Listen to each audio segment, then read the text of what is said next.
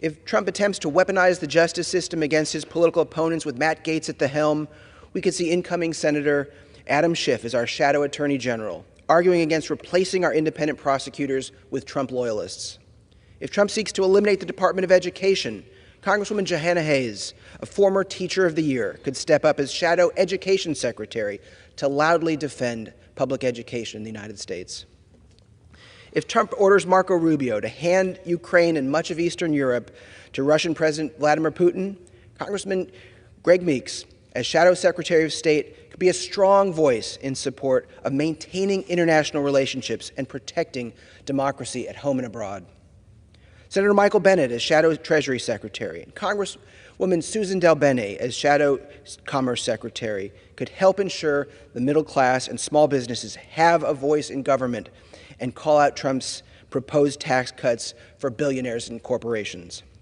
As Shadow Defense Secretary, Congressman Adam Smith, a great representative for the people of Washington and not a Fox News host, could counter Trump's threat to use military force against his political opponents and work to ensure that the Department of Defense stays loyal to the Constitution and not some wannabe dictator.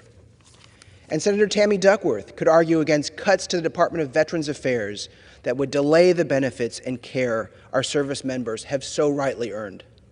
If Trump hands over the EPA to big oil ally Lee Zeldin, we could see Congresswoman Kathy Castor pushing back for environmental protection and conservation to protect the air we breathe and the water we drink.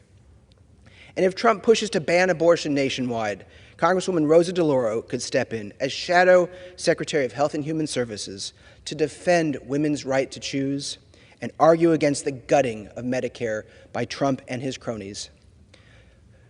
Mr. Speaker, new times require new solutions.